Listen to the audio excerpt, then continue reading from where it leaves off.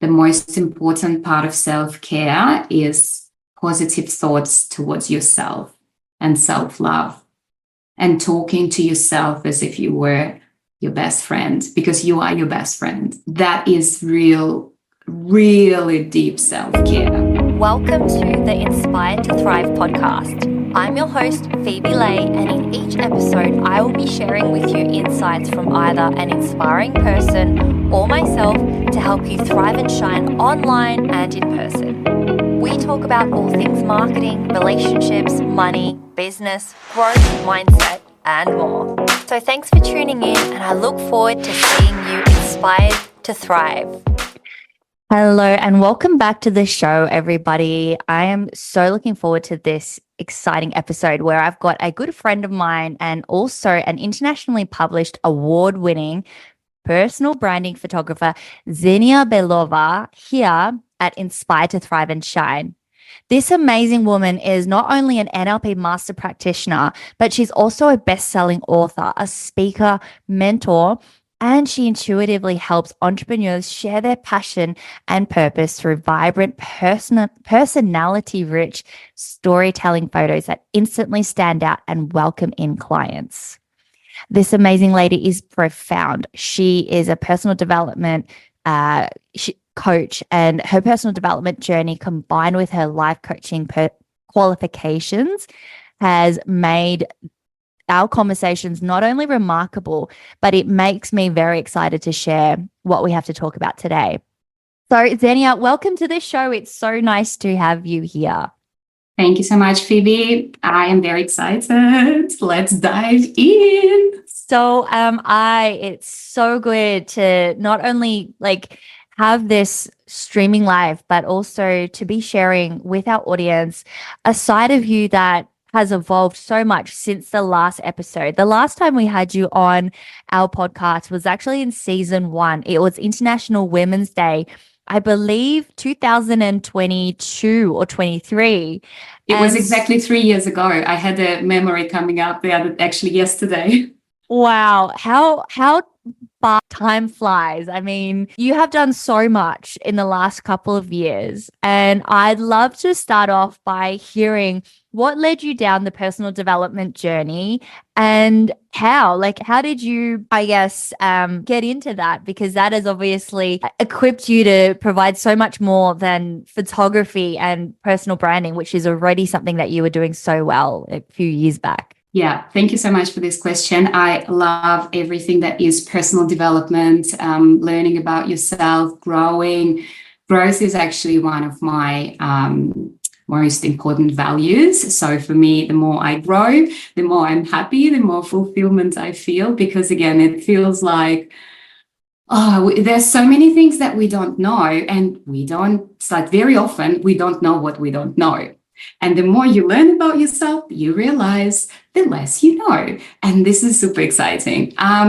So in short, my personal development journey actually started from my divorce officially, which again sounds a little bit weird, but it is because, with every separation comes a lot of questioning. And so I started to question myself, and I guess I was already ready to kind of explore more, because I ended up in a situation where I was by myself and I had to rely on myself. And because I came to Australia with, now my ex-husband, I had to reevaluate everything and see who Ksenia actually is, not just, the wife of my ex-husband. And so this is how it all started. The moment I put the thought into the universe, because I had no idea about anything. I haven't even heard the term personal development. So I'm talking about 5 years ago. And in that moment, once I put it out in the universe, just like, show me the signs, what do I have to do?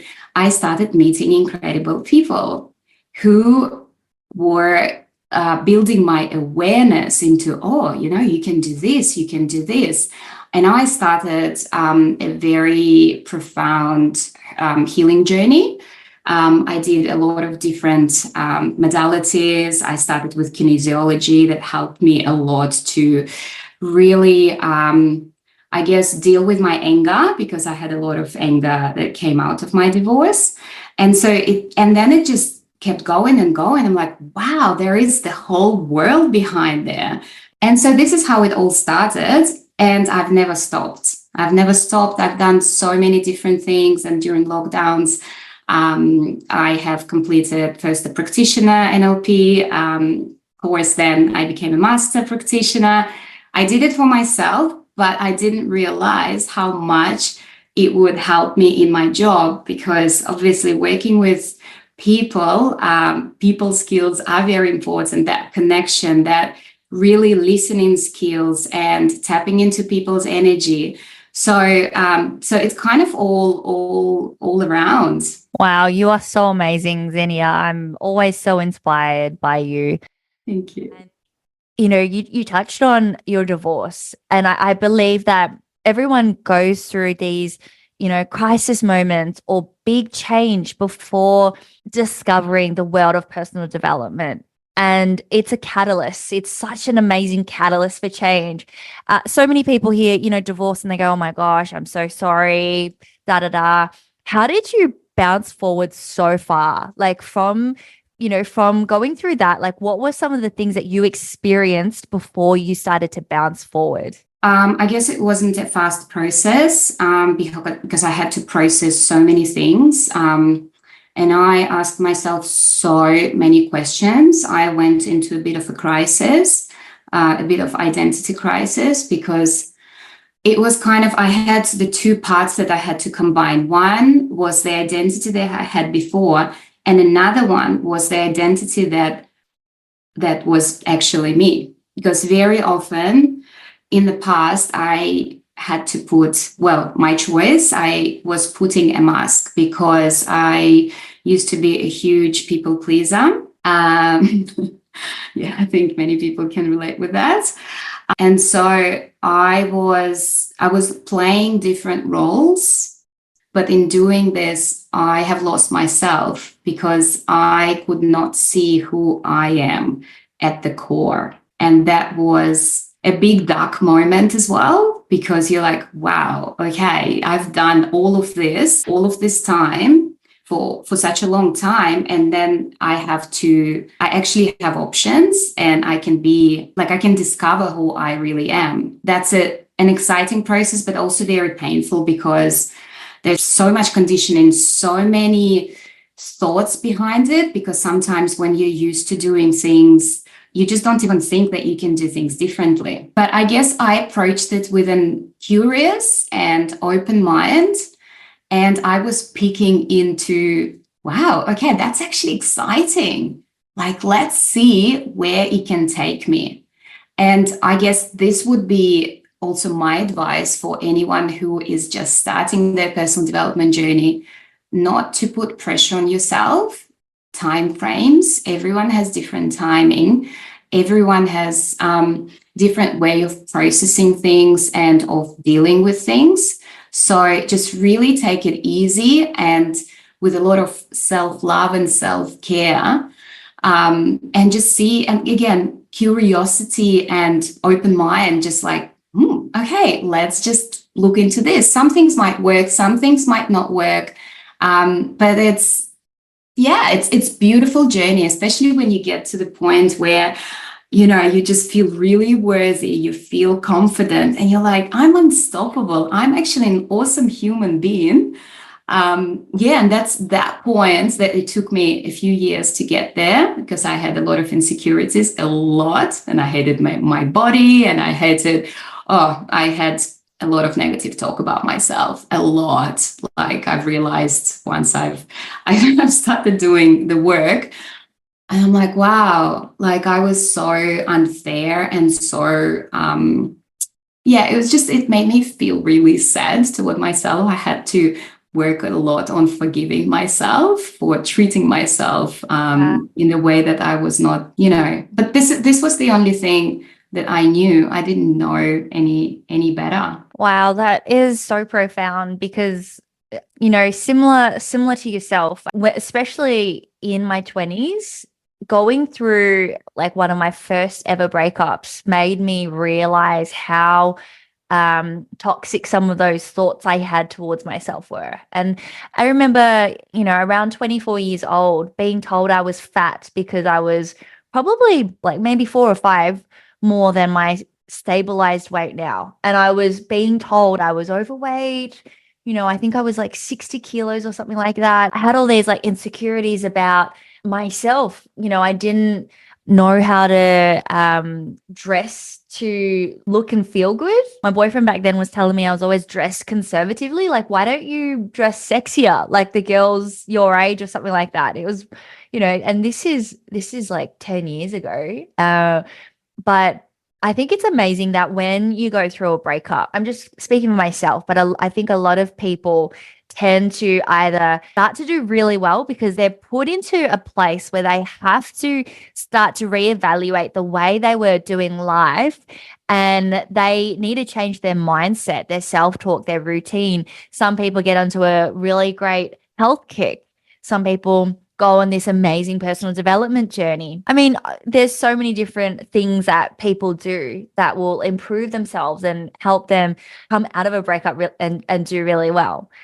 What would you say to people that are going through that stage that you mentioned, the anger or the resentment, whether it's to themselves or to their ex? What would you say to men or women that are at that stage right now listening? Releasing those feelings and not suppressing them. That's very, very important. Like really do something, like even simple things such as going in the middle of the mountain, the field, and just shout it. Like really, like, yeah, and just really feel that, just feel the feelings. Because we are so afraid of feeling, especially negative emotions, but we hold them in our body. And so the more you release them, the less you have them. And again, it's a lot of processing, and because anger and grief, they all come together. The sadness, these are all the emotions that come together with any breakup or any end of any relationship or any unsuccessful venture. Like it's kind of the same feelings if you think about it. What's important is to see the learnings, because in every situation there are learnings, multiple ones, and everything has a purpose. So I keep repeating myself whenever anything negative happens in my life, it has a purpose. So I'm actually okay with it. And so I'm just sitting with it. And I'm like, okay, yes, I feel this. I label my emotion and say, okay, I feel anger. That's okay. That's fine. I'm human. I'm allowed to feel whatever I feel. I validate myself. I don't need external validation. I validate myself. I hold myself. I tell my little girl, Ksenia, just, it's okay. That's fine. Don't judge yourself, because I used to judge myself so much. And I suppressed so much in my life because that was the only thing that I knew. I didn't have, role models that could show me that I could express my emotions. I always had to be a good girl. And so to answer your question, yes, feeling the feelings, the emotions, and get external help. Because sometimes, very often, we are so overwhelmed that we need guidance, whether it's a life coach, whether it's any healing modality. It can be NET, kinesiology, it can be tapping, it can be literally anything. And for everyone, different things work. And I've tried pretty much all of them. And then you keep stacking. And so the more you do different things, the more you become stronger and stronger. And then you just realize that all those feelings were just emotions. Like it's easier to say when to say it to someone.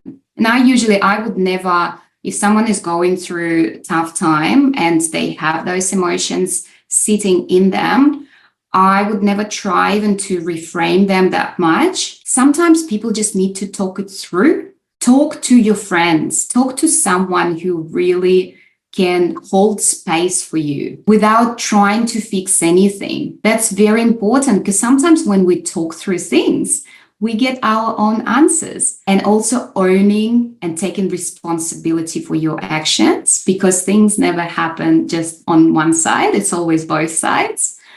And really owning, like, yep, I made a mistake here. Yeah, I could have done this better. Again, learnings. So always seeing the deeper purpose. It's easy to see it once the hurricane is over. When you're in the middle of the eye, you're like, oh my God, what am I doing? But just really breathing. It's like, it's okay. It's okay. It's part of the game. It's part of life, part of my journey. It will take me somewhere else. You know, like my divorce was the best thing that happened to me. I love what you've just shared. There are so many takeaways from that. You talked about emotional processing, acknowledging and recognizing the pain that pretty much, I think, validates the experience of what the person is going through, whether it's a breakup, a divorce, or leaving a job or leaving a company or closing down a business. It's really important to understand your feelings and understand that they're legitimate and that you're worthy of paying attention to that, worthy of fully experiencing the pain or expressing the pain. I think that what you said about the healthy release of going out into a field, like I used to say to my partner, roll down, like, because we used to drive to Sydney a lot. And I used to say to him, can you wind down the window and just say, F them, like, F them, F them, and like until we giggled and we cried, because it's such powerful release. We literally would like be driving down the Hume Highway or middle of nowhere and just screaming out the window, and it was such good release, especially for him. But for me, mine was more like tears of joy, tears of sorrow, tears of grief, because I think suppressing emotions can ultimately lead to clinical, like anxiety, depression, and clinical or mental health issues. And a lot of unresolved emotions can manifest physically as well in symptoms like fatigue, migraines, headaches, other stress-related conditions. So, yeah, I love that you shared, how important it is to understand and learn and self-reflect. It's such a catalyst for growth and really pushes you to develop some amazing coping mechanism, which I think is great for letting go and, going through that healing process. Yeah, no, absolutely. 100% agree with you. And while you were talking, I just had this little example that came into my mind. So during lockdowns, and I was grieving a lot of, life that we didn't have anymore, and I was going through another breakup, and I started creating artwork, and that I still have that beautiful piece of dried flowers. I did like an artwork, and I look at it and it reminds me, how beautiful can pain be? Yeah. And I remember when I was doing it, I was like, wow, I'm actually so lucky. I can feel it. I can feel pain, because everything is balanced. We can't always just feel happiness. It wouldn't be sustainable. It's not okay, like, to just be happy, because then when you feel that pain, when you feel that hurt, you're like, okay, that's exactly the opposite side of happiness, and it makes you appreciate happiness even more. So that artwork, I have it in my bedroom, and it constantly reminds me the beauty in pain, which again might sound like really, what are you talking about? But that's what it was for me. So really transforming that into beauty, because feeling is good. Being numb, and I've experienced it previously in my life too. Numb, like neutral, nothing, not happy, not sad, nothing. For me, I felt dead inside, because I'd rather have the highs and lows, because then I feel like I'm in the flow of life. And you're alive. Yeah. But the numbness was horrible. It was horrible.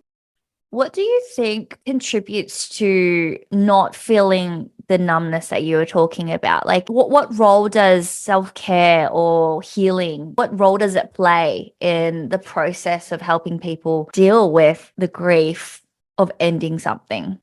Self-care is everything, and also self-care not just tangible. So it's not about wearing nice clothes and feeling good or going shopping or having a massage. For me, the most important part of self-care is positive thoughts towards yourself and self-love, and talking to yourself as if you were your best friend, because you are your best friend. That is really deep self-care, because you don't need all the tangible things.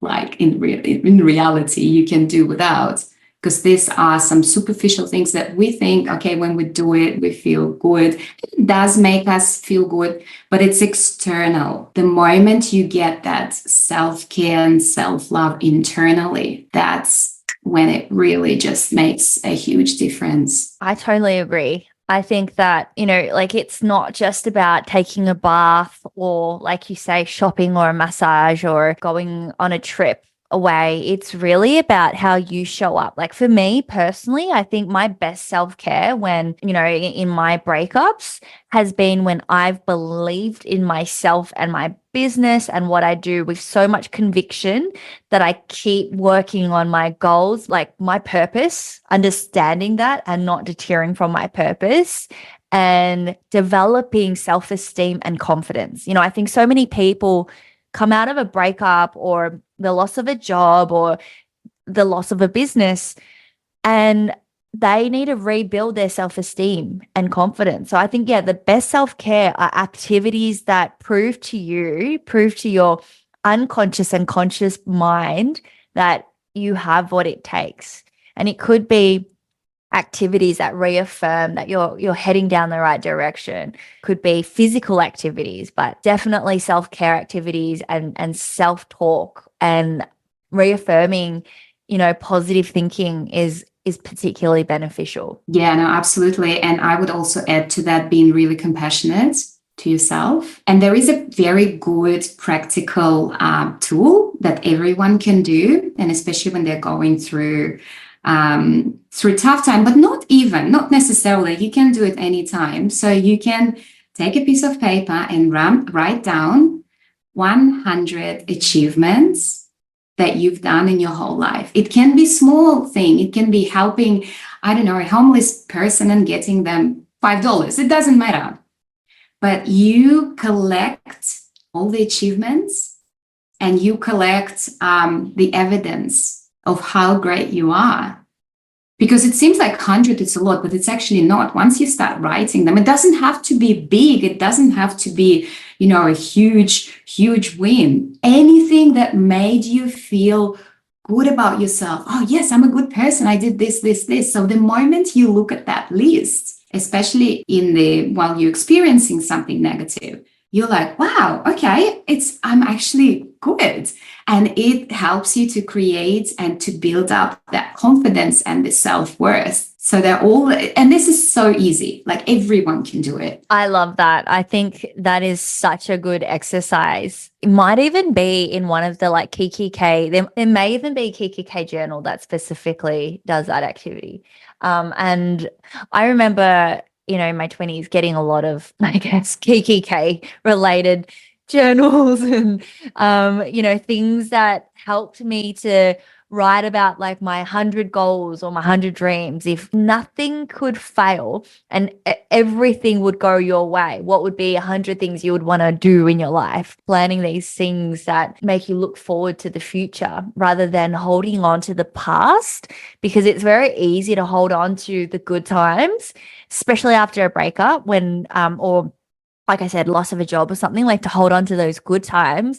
But it's actually something that you can still have with other people in other ways. It would look different and it will be unfamiliar and heck, it will be scary.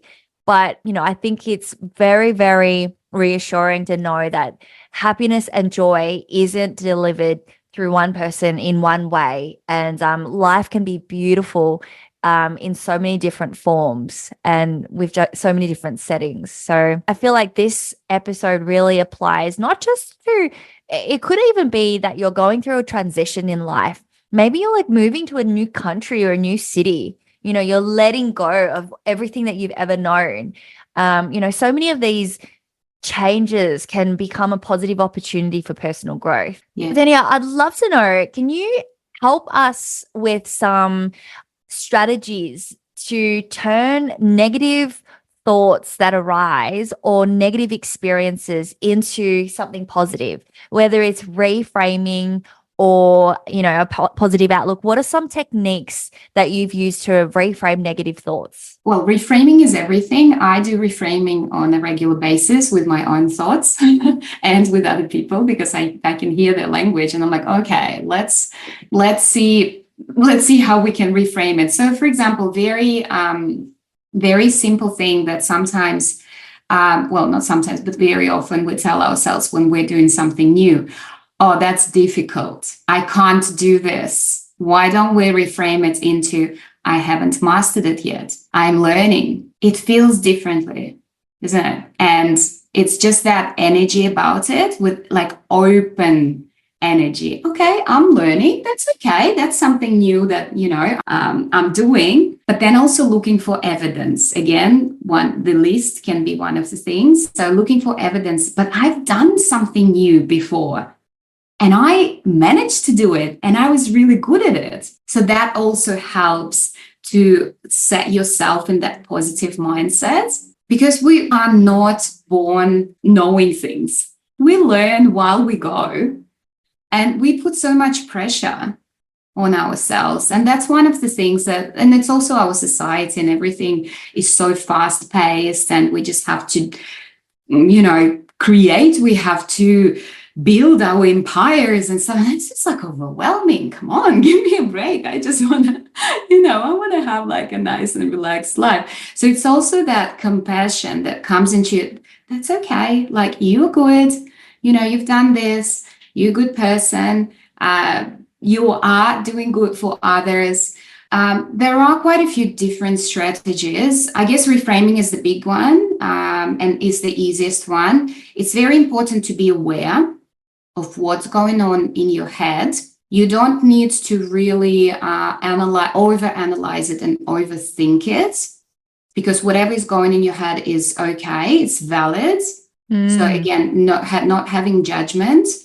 Look, I don't personally believe in affirmations as such, unless you really feel them deeply. But repeating yourself, I am worthy, I'm worthy, and just keep repeating it as many times, as often as you like, until it gets into your core, into your soul.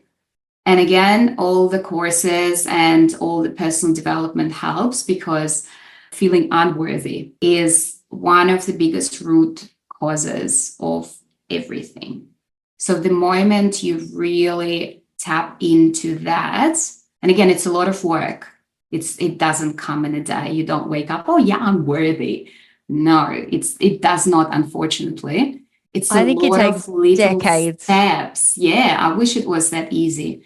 But I wish because there was a magic pill that you could just wake up and just take it and you'd just wake up feeling worthy. I mean, hopefully not over the top and going narcissistic, but yeah, I think that's something really important that you mentioned, because unworthiness, I think, is something that develops in childhood, and it happens in the way your parents talk to you.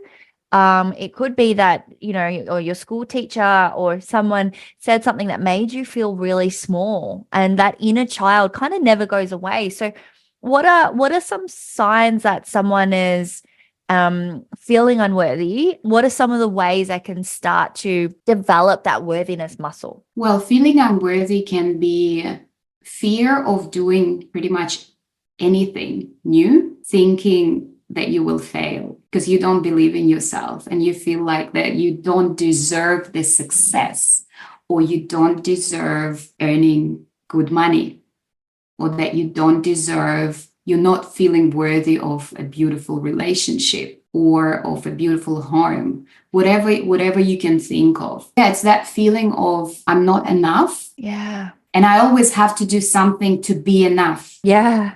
And really push yourself. Pushing yourself is great, but with boundaries. Well, Because I agree. Like, and I will speak for myself here. I used to find it really hard to stop. I would work all day, until right up until bedtime. There was always stuff to do. Even when I was doing my personal development work, I remember it was like, okay, now I've got to journal. Now I've got to meditate. Now I've got to do this.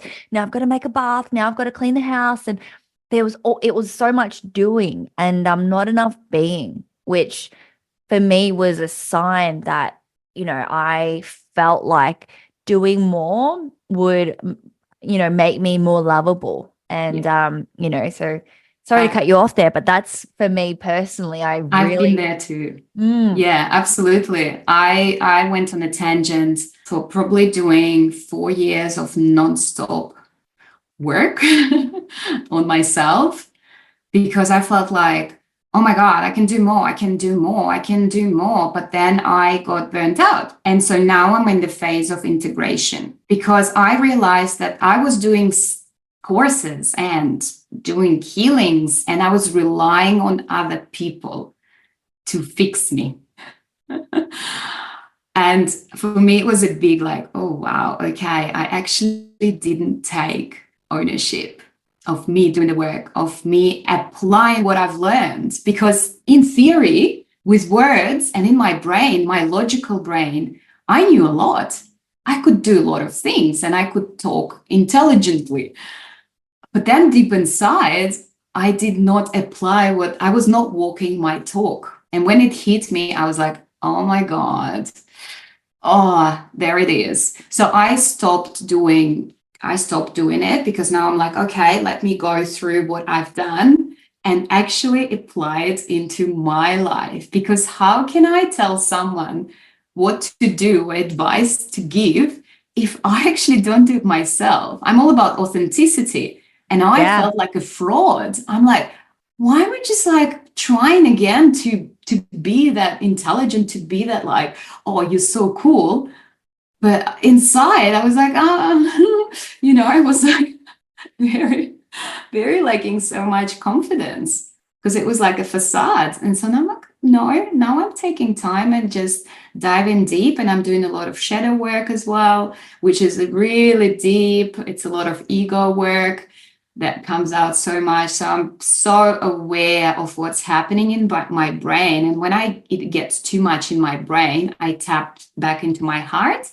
And as you mentioned, stop doing and start feeling and start being present, which I find it so, so hard because I'm a workaholic.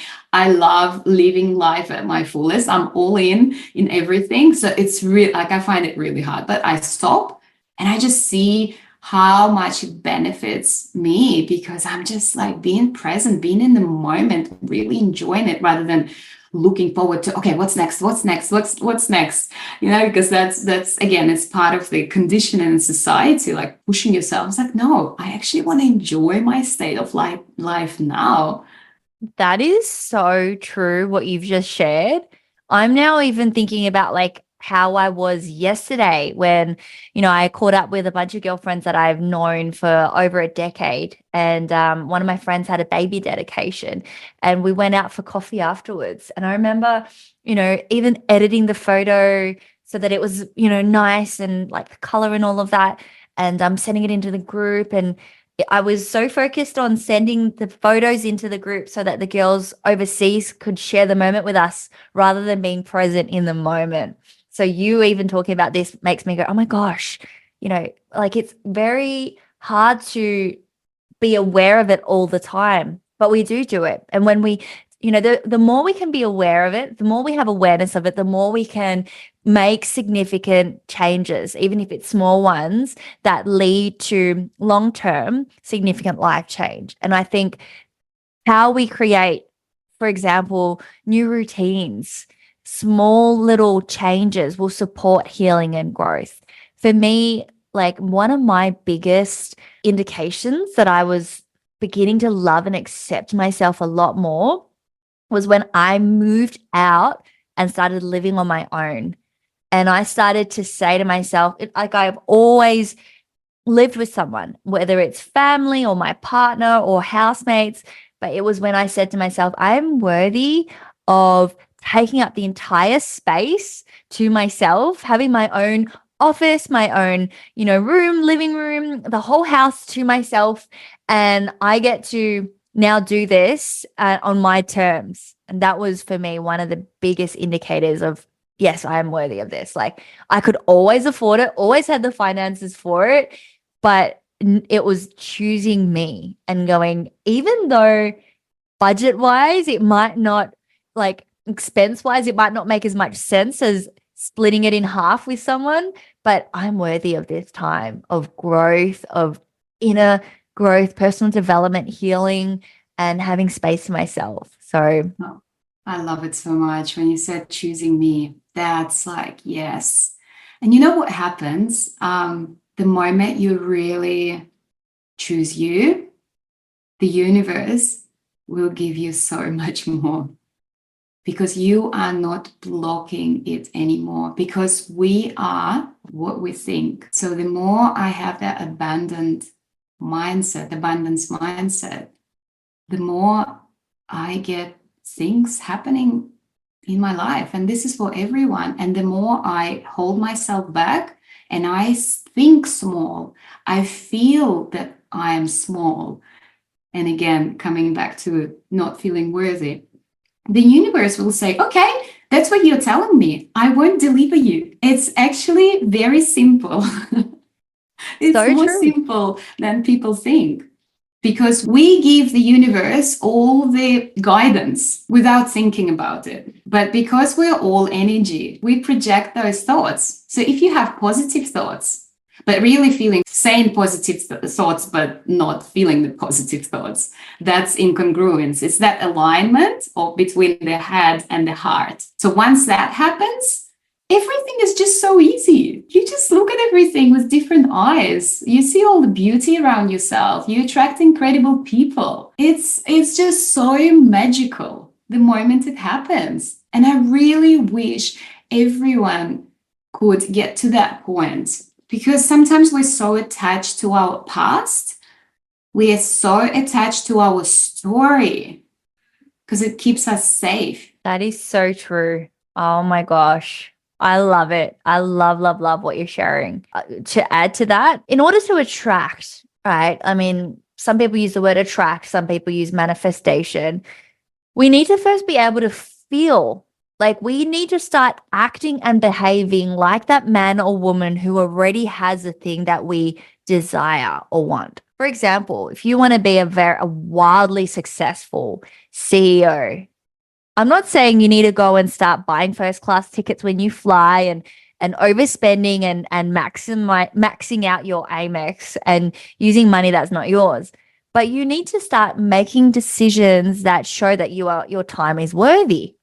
So for example, if sometimes there's something that's going to cost more, but it's going to save you time, you need to take up that option. If you're going to need to outsource something so that someone does the little things that drive you crazy, that take up so much time, you need to spend and hire that person, outsource whatever thing or task that you don't want to do, because that's how you start showing up as a man or woman who attracts. And, I think manifestation comes through how you feel and also being able to visualize. It's being able to see, feel, know that it is coming, that if you have that thought and that desire, you already have the innate ability to create that into reality. And it really starts from belief and starts from you. Absolutely. And everything we can visualize is possible. It's just sometimes we're so scared to go bigger, because fear of success can be bigger than fear of failure. And this is what I've discovered in my experience. I'll give you a little tool, if I may, also in visualization, and it's from NLP. It's a goal setting exercise. So you can sit, you can close your eyes and sit. So imagine what you want to do, right? Like you want to set yourself a particular goal. It has to be a SMART goal, so achievable, It has to be measurable and within a particular time frame. Usually I suggest to do it within 2 or maximum 6 months, or maybe a year if it's something bigger, but it's good to have like the shorter time frame.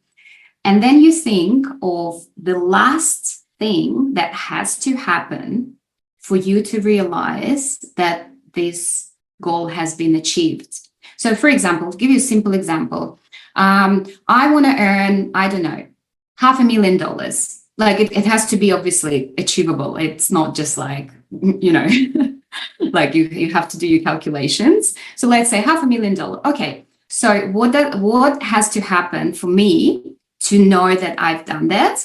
I look at it has to be very specific. I look at my screen on my phone or screen on my computer. And for example, I look at Xero, the accounting software, and I see the actual revenue. I see 500,000, right? Or whatever number that you want to put there. So you really visualize it. You see how it looks like, where you are sitting. What's the setting? Are you in your office? Are you, I don't know, at a cafe or somewhere? You really, with your eyes closed, you visualize what kind of lighting. Is it day? Is it night? Are there any smells? Do you hear anything, the birds or someone chatting? So really visualizing in the smallest details. And then you really feel everything on all senses. So the smell, the hearing, the visually how it looks like. And then you just amplify everything. And you put it all in a bubble. So first you look at it through your eyes, then you dissociate yourself. So as if you were looking at yourself from a movie. So you're looking at the same scene, but as if it was someone else, through someone else's eyes. You put this picture in a bubble and you bring it to the future and just observe without knowing. You don't have to know it. It's because it's all symbolic. You observe all the things that will be happening from today until those 6 months, a year, whatever you decide the time frame is, all the things that will happen to align with your goal. And then so you see that you can do it for anything. You're getting on stage and you visualize, okay, people clapping, or people just so excited. So you can do it literally with anything. So that's such an amazing and simple tool to do. I did it very short because it's more like a 15-20 minute kind of meditation, but it's amazing. It works wonders. I love that so much. Thank you so much for sharing that. That is such gold. Honestly, like you are giving us so many gifts in so many different packages. What you've just shared is a tool that people that take this away and actually take this into action, you will seriously start seeing change and significant things happening. And I love that so much. Ksenia, I want to fast forward a little bit to talking about dealing with specific types of change. Some people obviously go through so many different things, losing a partner, losing a family member, losing a pet, relationships ending, like we said before, moving to a new place. What are some coping mechanisms that people can do immediately that will help them to cope with the grief and handle the grief? Well, grief is a really big topic. Everyone grieves differently. And I personally don't believe in shortcutting grief because you have to process it. I don't believe there are any particular external tools to deal with grief immediately. You just sit with it and you sit with your pain. That's my personal experience and my personal opinion. I'm sure there will be other opinions. So again, everyone is different and some people need to talk through things. Some people shut themselves down and they just process things within themselves. That's me. But if you need to talk about it and just voice what you feel, again, as I've said at the very beginning of our recording, talking to people who you trust, who create a safe space for you without judgment. And just, I call it emotional vomit. And just literally just crying and talking and, just saying everything that's on your mind. No, you don't need any fixing, because no words, no refrain can help grief. You just need someone who stays there and they're like, okay, I'm here for you, without giving advice, because we all tend to help. We want to help, but we actually don't help, because you don't know what that person is going through, because we only project what we know through our experience and through our feelings. So you have to be really careful for those who will be holding space for people who are grieving.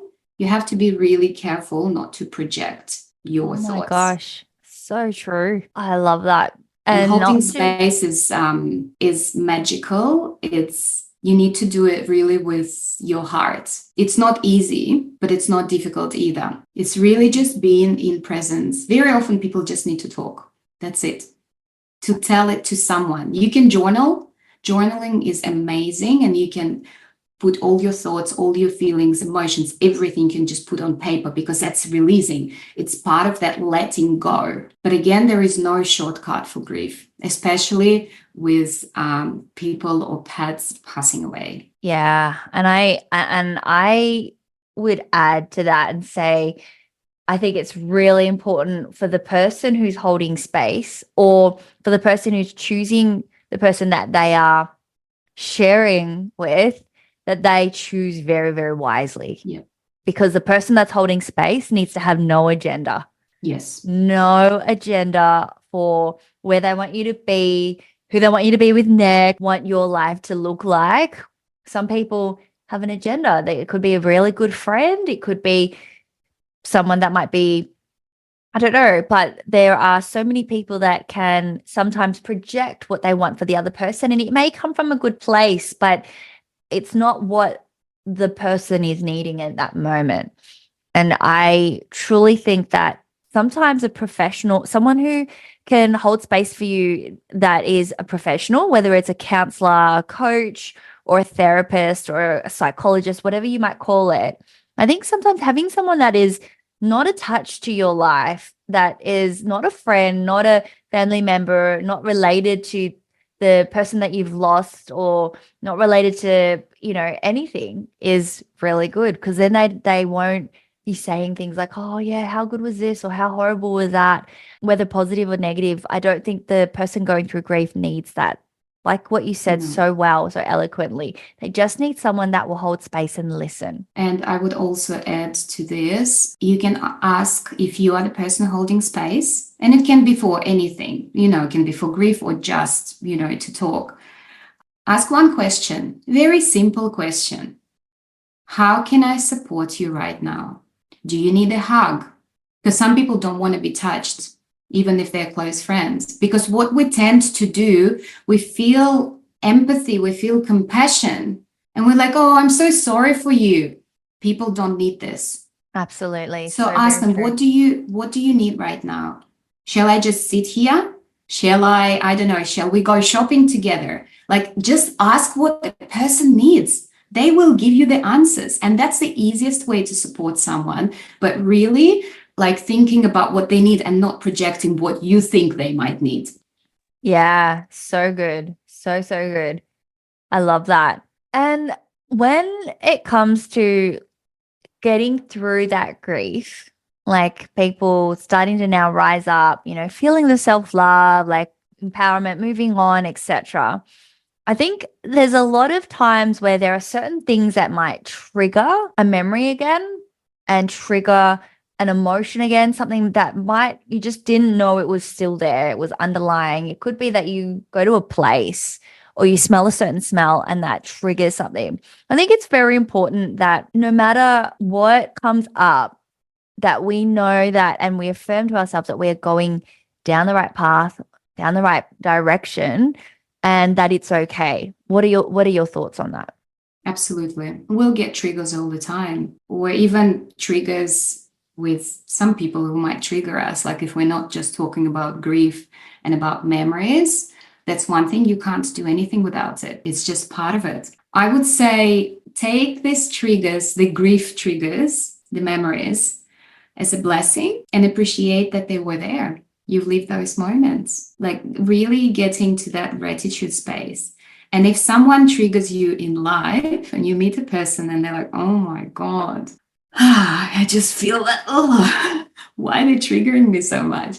I love my triggers. I love when people trigger me. I'm not getting triggered as much as I used to be because, again, with all the work that I've been doing. But when I get my triggers, I love them because everything that triggers you is in you and all the parts that you haven't accepted in you, which is really powerful. Or on the opposite side, when you give a compliment to someone and you truly admire something in someone, you said, oh my God, you're so radiant, you're so positive, you're so beautiful. Just accept that compliment with grace, like really receive it. And for the person who is giving that compliment or thinking that about someone, it's because they have that in themselves. They just might not have unlocked it yet. If sometimes, you hear, oh, I wish I could be this, I admire this in you, or this, you're just so free and stuff. But if you admire that it's in you, it's just sitting a little bit deeper and you can unlock it, because otherwise you wouldn't have seen it. You wouldn't have noticed it. So it works both ways, positive, like on triggering and on admiration. Yeah, that's so beautiful. Ksenia, thank you so much for all the golden nuggets that you've shared with us today. It has been such a truly wonderful conversation with so many different tools, different frameworks that people can literally use straight away and will help them through the journey of personal development, of growing, of manifesting what they truly want, of living the life that's congruent with who they want to be, and also getting through, some of the difficult times that we all go through in life, whether it's grief, loss, whatever it is, getting through difficult challenges and emotions. Ksenia, before we... Thank you. I loved our conversation. Thank you so much for giving me the opportunity also to show up and to share whatever might be useful for people. And even if we can touch 1, 2, 3, 5 people and they will get something out of it, that's it. That's the purpose. I love that. But before we wrap this up, I want to actually go through the rapid fire questions, which you've probably already had before in our previous episode. But the purpose of this exercise is for the listeners to get to know you even more. So I'm going to ask you 5 questions, and all you have to do is share with me your first answer that comes up at the top of your head. Okay. All right, let's go. Ksenia, if there was one thing you cannot live a single day without, whether it's a physical object or a non-physical thing, what would it be? The bath. Lucky you. I love that. That's something new. It's always good when you have a bath at home, isn't it? And I've never had a bath in my whole life until I moved to the new place. So now I'm living in my bath. The dream. What or who inspired you to do what you do today? Personal fulfillment and transformational, making a difference in people's lives. Was there something that triggered that? Was there someone or something that made you realize, wow, I want to make a difference in other people's lives? I guess the first moment I understood it when I did my first shoot with a lady, and it was just for her to see herself beautifully. I just saw it and I felt how she felt and what she shared with me and how transformational it was for her to see herself in the beauty, in the real beauty, and see her soul. And from there, I'm like, wow, there is so much more that I can do, because I used to do fashion photography that was, it was fun, but it did have no depth at all. And so the moment I experienced that first shoot that was about probably 8 years ago, I was like, okay, I need to really go deeper, because the feeling that I got from impacting someone's life and someone's vision about themselves, that was the most powerful feeling. Wow. That's amazing. Thank you for sharing. Okay, number 3, where do you see yourself in 5 years' time? What do you want to have accomplished, or where do you want to be? I'm not really attached to any particular goals, because I believe that sometimes they can limit us because they might be different opportunities. But I guess I want to see myself on stage, and I want to do more impacting more people at the same time, mentoring, helping businesses grow, and helping photographers as well with their self-worth, because creatives have very bad relationship with self-worth and charging for what they're worth. Yeah, just living the good life, keep doing what I'm doing, because I love my job so much with all my heart. And just really, building the community and being in that space of support, because I love supporting women. I love supporting women in business, see them grow. And so I guess that's very vague, but that's where I would be. Wow, thank you. I love that.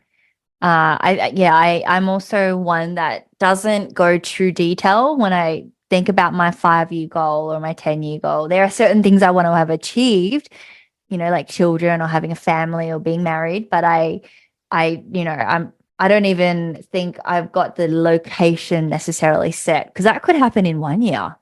For me, moving overseas, living somewhere else, is something that I've always wanted to do, but I've never really put a time frame on it, which I probably should. Okay, last rapid fire question. Well, second last is, what's one big takeaway you've had recently that changed the way you see the world?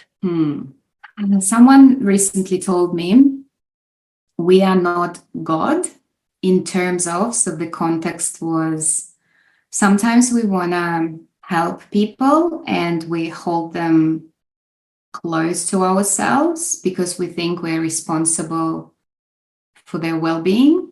But what if by letting them go, they would have different opportunities?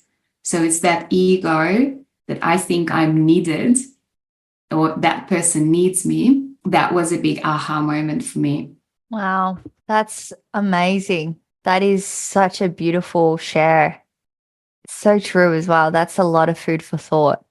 Yeah, I had to process it, because it was like, oh, what are you saying? I'm coming with good intentions. Yeah. But again, it's that ego that I'm like, yeah, well, that person needs me. They can't, like, I am responsible for like whatever in that area, or their like work area or private life.